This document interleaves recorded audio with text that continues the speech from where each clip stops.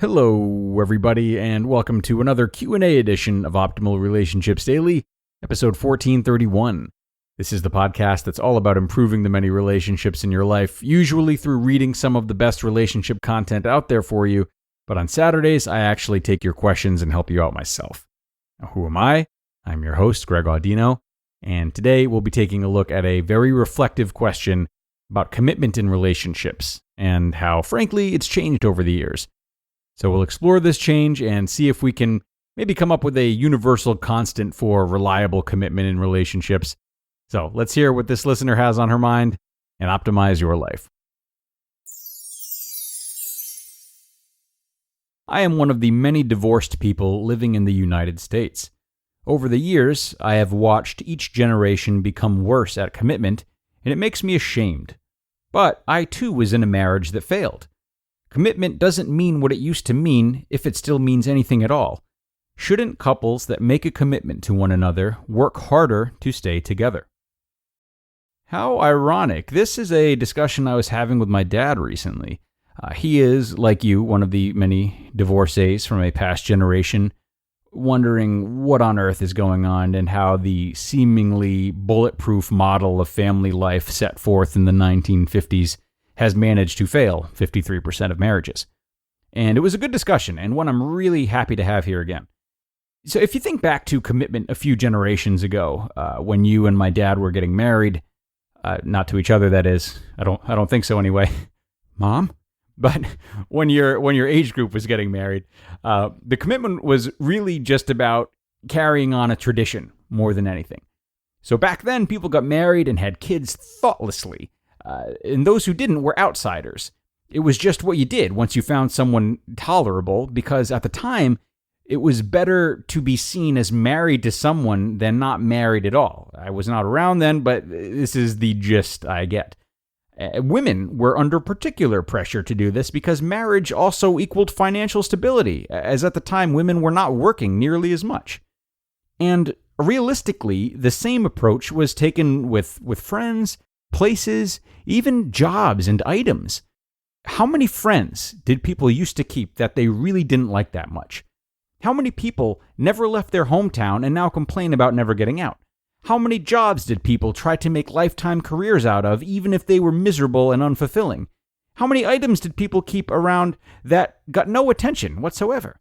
My parents are very guilty of that last one. A typical Italian household would often have the TV in one room and the living room be something totally separate, with furniture that you couldn't sit on and artifacts you couldn't touch. Same could be said of dining room tables that only got action like on the major holidays. And for what? Nonsense. It's just unused space and paraphernalia to pay taxes on. A quick history lesson, though. Apparently, this type of thing became commonplace after the Great Depression. So once families recovered enough to be able to buy some things just for pleasure, those things were kept separate and were really just bought to be celebrations of wealth rather than actually used. What a stupid thing to do. Anyway, I digress. So none of these forms of commitment to people, places, or things ever took into consideration the various ways that the people committing to them could change. And frankly, not many people believed they would or would want to change anyway, because this was also a time in which individual expression and exploration was simply not in fashion. These days, the switch has totally flipped. There are far more stimuli that are almost imploring people to adjust their lives. The internet and social media regularly drown us in opportunities to change, see things differently, listen to new worldviews, date new people, travel to new places, and so on. So not only do people change inherently based on what they are exposed to in their physical environments, but each generation is at risk to change more and more because there is more and more opportunity to do so on top of their physical environments. Does it make it hard to plan for the future and put a little too much emphasis on present satisfaction over long-term satisfaction? I would say so. But every generation has its price to pay, and that would be ours. It just happens to be the opposite of the problem generations past thought they would have. But based on the stuff we're talking about, I'm not sure it turned out that way.